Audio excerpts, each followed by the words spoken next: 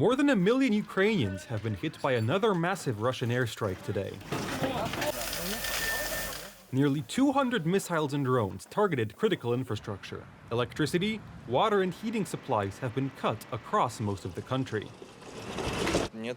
There is no electricity. Public water stations are not working. I checked 5 of them and only this one works. The others did not work. One of them was connected to a generator, but it still didn't work. Without electricity, shops do not work and there are problems in public spaces. Neither the payment terminal nor the cash register are working because of the power cut. I cannot serve customers. They cannot see the clothes on display. They cannot try them on because it is very cold. But we will manage. Thank God we are alive. President Zelensky appeals to the West to help repel these attacks, especially now. In winter, they will be very serious. I have just spoken to Mark Rutte, the Secretary General of NATO. Yesterday, there was a meeting of our Ukraine-NATO Council on Russia's use of a new ballistic missile. And today, Mark and I talked about the response capabilities available, the need to strengthen Ukraine's air defenses. I mentioned specific air defense systems that we need, that can work. Our partners have such air defenses. Except that, Western partners are increasingly serious about defending NATO territory. According to German media, talks are underway to deploy Patriot air defense batteries to Poland to help secure the Rzeszów airport. This is a direct response to Putin's threats. We urge all parties to take immediate steps to de-escalate and to refrain from any actions or rhetoric that could further escalate this war.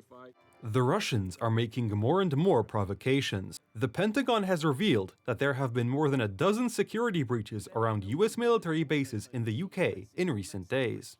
These involve surveillance by various types of drones. They are almost certainly the work of Russian sabotage groups. It could be a person who was simply paid via some electronic route to fly over such a base and to pass on what they recorded to the Russian Federation. It could also be an attempt to test anti-drone defense systems at such bases. This resembles the Russian modus operandi closely, perhaps by some Russian collaborator. Today, drones have become one of the most important tools not only for reconnaissance, but also for combat. Experience from Ukraine and the Middle East clearly shows that the battlefield has changed significantly in the last 4 to 5 years. There is no advantage on the ground without the use of drones.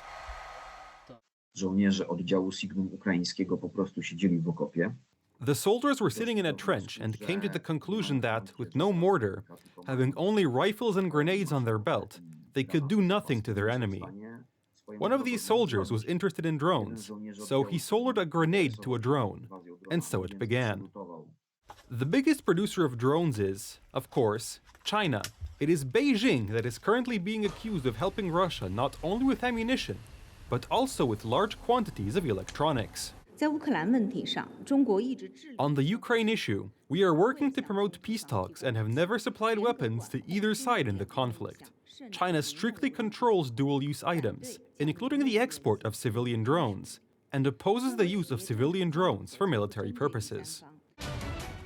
With North Korea's direct involvement in the war in Ukraine, there is also a clear shift in the narrative of many American politicians. Today, even critics of supporting Kyiv speak of giving Putin an ultimatum.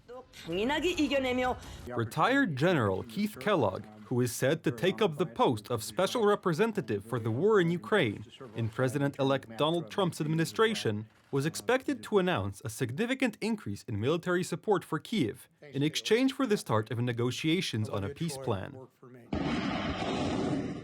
The Republican was also expected to stipulate that, if Putin refuses, Ukraine would get everything it would need to defeat Russia on the battlefield.